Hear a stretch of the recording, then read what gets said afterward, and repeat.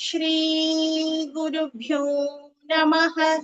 हरिः ओम्। शुक्लांबरधरौ विष्णुं शशिवर्णं चतुर्भुजं प्रसन्नवदनं ध्यायेत् सर्वविघ्नोपशान्तये। गुरुर्ब्रह्मा गुरुर्विष्णुः गुरुर्देवो महेश्वरः गुरुर्साक्षात् परब्रह्म तस्मै श्री गुरवे नमः। सरस्वती नमस्तुभ्यं वरदे कामरूपिणि विद्यारम्भं करिष्यामि सिद्धिर्भवतु मे सदा। पीताम्बरं करविराजितशङ्खचक्रकौमोदकी सरसिजं करुणासमुद्रं राधासहायमतिसुन्दरमन्दहासं वातालयेशमनिशं हृदि भावयामि। सूर्यस्पर्धिकिरीटमूर्ध्वतिलकप्रोद्भासितालान्तरम् कारुण्याकुलनेत्रमाद्रहसितोल्लासं सुनासापुटम् गण्डोद्यन्मकराभकुण्डलयुगं कण्ठोज्ज्वलकौस्तुभम् त्वद्रूपौ वनमाल्यहारपटल श्रीवत्सदीप्रं भजे। केयूराङ्गदकङ्कणोत्तममहारत्नाङ्गुलीयाङ्कितः श्रीमद्बाहु चतुष्कसङ्गदगदा शङ्खारिपङ्केरुहाम् काञ्चित् काञ्चन काञ्चिलाञ्छितलसत्पीताम्बरालम्बिनी आलम्बे विमलाम्बुजद्युतिपदामूर्तिं तवार्तिच्छिदम्। ॐ नमो भगवते वासुदेवाय। ॐ श्रीकृष्णाय परब्रह्मणे नमः। अथ श्रीमन्नारायणीयम् अथ प्रथमं दशकम् श्रीभगवन्महिमानुवर्णनम्। सान्द्रानन्दमकमनुपमितम् कालदेशावधिभ्याम् निर्मुक्तं नित्यमुक्तं निगमशतसहस्रेण निर्भास्यमानम् अस्पष्टं दृष्टमात्रे पुनरुरुपुरुषातात्मकं ब्रह्मतत्त्वं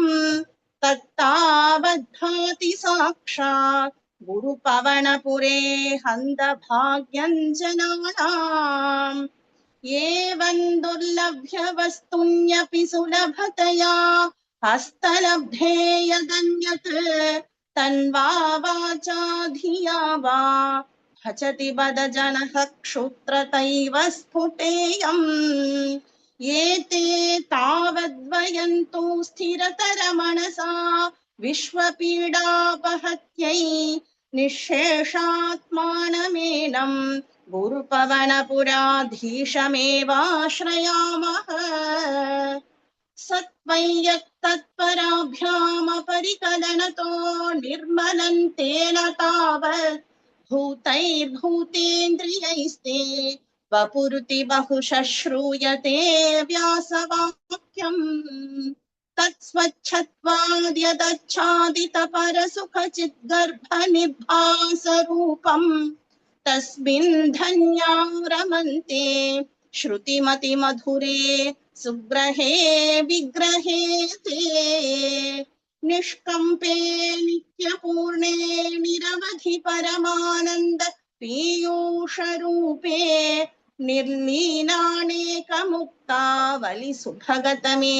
निर्मल ब्रह्म सिन्धौ कल्लोलोलासतुल्यं खलु विमलतरं सत्त्वमाहुस्तदात्मा तस्मान्नो निष्कलस्त्वं सकल इति वचस्त्वत्कलास्वेव भूमन्। निर्व्यापारोऽपि निष्कारणमज भजसे यत्क्रियामीक्षणाख्याम् तेनैवोदेति लीना प्रकृतिरसति कल्पापि कल्पादिकाले तस्या संशुद्धमंशं कमपि तमतिरोधायकं सत्त्वरूपं सत्त्वं धृत्वा दधासि स्वमहिमविभवा कुण्ठवैकुण्ठरूपम् तत्ते प्रद्यग्रधाराधरललितकला यावली केलिकारं लावण्यस्यैकसारं सुहृदि जनदृशां पूर्णपुण्यावतारम् लक्ष्मी निःशङ्कलीला निलयनममृतस्यन्द सन्दोहमन्तः सिञ्चत् सञ्चिन्तकानां वपुरनुकलये मारुतागारनाथ कष्टाते सृष्टिचेष्टा बहुतर भवखेदावहा जीवभाजाम् इत्येवं पूर्वमालोचितमजितमया नैव मद्याभिजाने नो चे जीवाः कथौ वा मधुरतरमिदं त्वत्वपुश्चिद्रसार्द्रम् नेत्रैः श्रोत्रैः च पीत्वा परमरससुधां बोधिपूरे रमेरन् नम्राणां सन्निधत्ते सततमपि पुरस्तैरणभ्यर्थितानप्यर्थान् कामानजस्रं वितरति परमानन्दसान्द्रां कतिं च इत्थन्निःशेषलभ्यो निरवधिकफलः पारिजातो हरे त्वं क्षुद्रन्तं शक्रवाटी द्रुममभिलषति व्यर्थमर्थिव्रजोऽयम् कारुण्यात् काममन्यं ददति खलु परे स्वात्मदस्त्वं विशेषात् ऐश्वर्यादीशतेऽन्ये जगति परजने स्वात्मनोऽपीश्वरस्त्वम् त्वय्युच्चैरारमन्ति प्रतिपदमधुरे चेतना स्फीतभाग्याः त्वञ्चात्मा रामये वेत् यतुलगुणगणाधारशौरे नमस्ते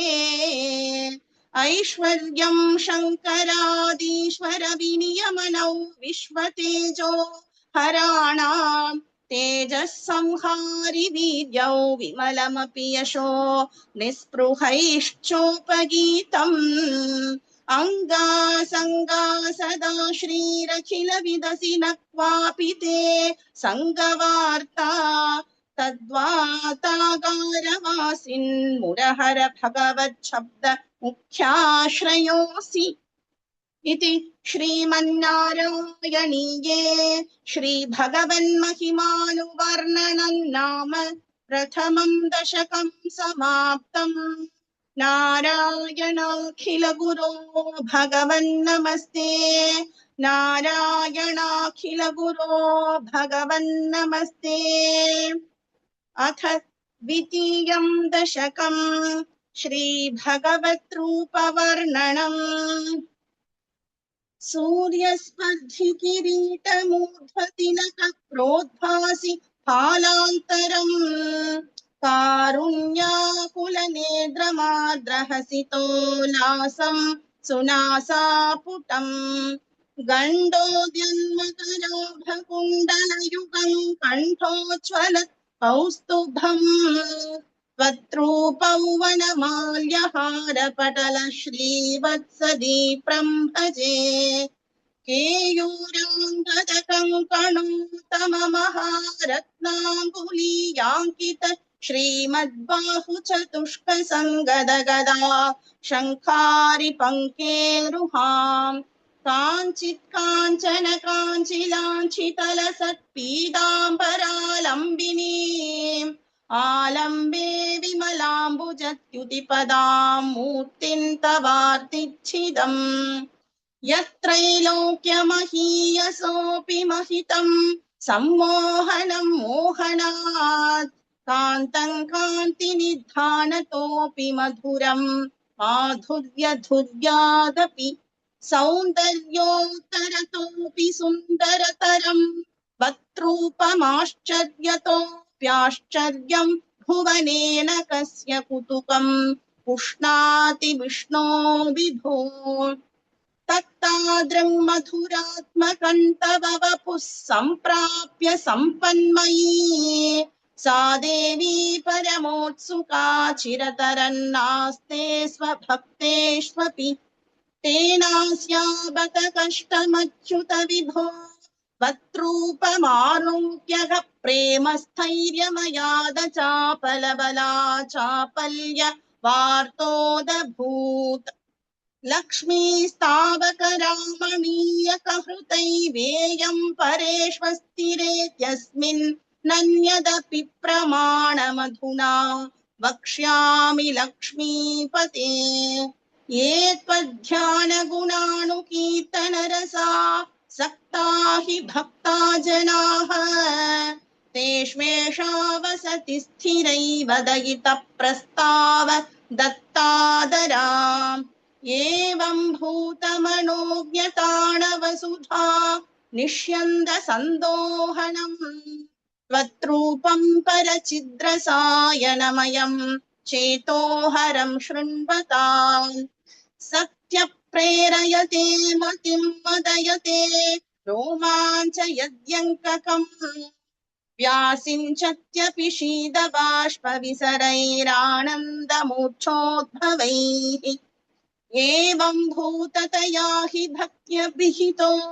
योगः स योगद्वयात् कर्मज्ञानमयाद् भृशोत्तमतरो योगीश्वरैर्गीयते सौन्दर्यैकरसात्मके त्वयि खलु प्रेम प्रकर्षात्मिका भक्तिर्निश्रममेव विश्वपुरुषैर्लभ्यारमावल्लभ निष्कामन्नियतस्त्वधर्मचरणै यत्कर्म योगाभिधम् तत्तूरेत्य फलै यदौपनिषदज्ञानोपलभ्यं पुनः तत्त्वव्यक्ततया सुदुर्गमतरं चित्तस्य तस्माद्विभो त्वत्प्रेमात्मकभक्तिरेव सततं स्वादीयसी श्रेयसी अत्यायासकराणि कर्मपटलान् याच्चर्यनिर्यन्मलाः बोधे भक्तिपथेऽथवाप्युचितता मायान्ति किं तावता क्लिष्ट्वा तर्कपथे परन्तव वपुर्ब्रह्माख्य मन्ये पुनः चिद्दाद्रत्वमृते विचिन्त्य बहुभिः सिद्ध्यन्ति जन्मान्तरैः त्वद्भक्तिस्तु कथारसामृतझरी निर्मज्जनेन स्वयं सिद्ध्यन्ति विमलप्रबोधपदवीमक्लेश तस्तन्वती सद्यः सिद्धिकरी च यत्ययि विभो सैवास्तु मे त्वत्पदप्रेम प्रौढिरसार्द्रता द्रुततरं वातालयाधीश्वर इति श्रीमन्नारायणीये श्रीभगवद्रूपवर्णनं नाम द्वितीयं दशकं समाप्तम् नारायणाखिलगुरो भगवन्नमस्ते नारायणाखिलगुरो भगवन्नमस्ते अथ तृतीयं दशकं भक्तस्वरूपवर्णनम् पठन्तो नामानि प्रमदभरसिन्धौ निपतिताः स्मरन्तो रूपन्ते वरद कथयन्तो गुणकथाः चरन्तो ये भक्तास्त्वयि खलु रमन्ते परममून् अहं धन्यान् मन्ये समधिगत सर्वाभिलषितान् गदक्लिष्टं कष्टं तव चरणसेवा रसभरेऽप्यनासक्तं चित्तं भवति बत विष्णो कुरु दयाम् भवत्पादाम्भोजस्मरणरसिको नामनिवहान् अहं गायं गुहचन विवत्स्यामि विजने कृपाते जाता चेत् किमिव न हि लभ्यन्तनुभृता मदीयक्लेशौखप्रशमनदशा नाम कियती न के लोकेऽस्मिन् न निशमयि शोकाभिरहिताः भवद्भक्ता मुक्ता सुखगतिमसक्ता विदधते मुनिप्रौढारूढा जगति खलु गूढात्मकतयः भवत्पादाम्भोजस्मरणविरुजो नारदमुखाः चरन्ति शस्वैरं सतत परिनिर्भात परचित् सदानन्दाद्वैत प्रसर परिमग्नाः किमपरम् भवद्भक्तिस्फीता भवतु मम सैव प्रशमयेत् अशेषक्लेशौघन्न खलु हृदि सन्देहकणिका न चेद्यासस्योक्तिस्तव च वचनन्नैगमवचः भवन्मिथ्यारथ्या पुरुष वचनप्रायमखिलम् भवद्भक्तिस्तावत् प्रमुखमधुरा त्वद्गुणरसाद् किमप्यारूढा चेदखिल परिताप प्रशमनी पुनश्चान्ते स्वान्ते विमल परिबोधोदयमिलम् महानन्दाद्वैतं दिशति किमतः प्रार्थ्यमपरम् विधूय क्लेशान् मे कुरु चरणयुग्मन् धृतरसं भवत्क्षेत्रप्राप्तौ करमपि च ते पूजनविधौ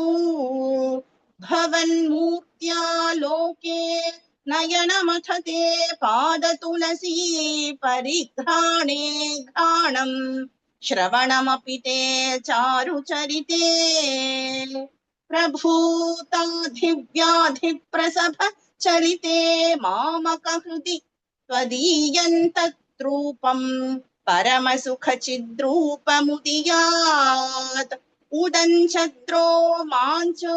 गलित बहुहर्षाश्रु विवहः यथा विस्मर्यासन् दुरुपशमपीडा परिभवान् मरुद्गेहाधीशत्वयि खलु परा चोऽपि सुखिनः भवत्स्नेही सोऽहं सुबहु परितप्ये च किमिदम् अकीर्तिस्ते मा भूद्वरद गदभारं प्रशमयन् भवद्भक्तो तं संझटिति कुरु मा कंसदमन मुक्तैर्भूयोभिस्तव हि करुणा यावदुदीयाद् अहं तावद्देव प्रहित विविधार्थ प्रलपितः पुरः क्लुप्ते पादे वरद तव नेष्यामि दिवसान् यथा शक्ति व्यक्तन्नतिनुति निषेवा विरचयन् इति श्रीमन्नारायणीये भक्तस्वरूप वर्णनम् भक्ति प्रार्थना चेति तृतीयं दशकं समाप्तम् नारायणाखिल गुरो भगवन्नमस्ते नारायणाखिल गुरो भगवन्नमस्ते।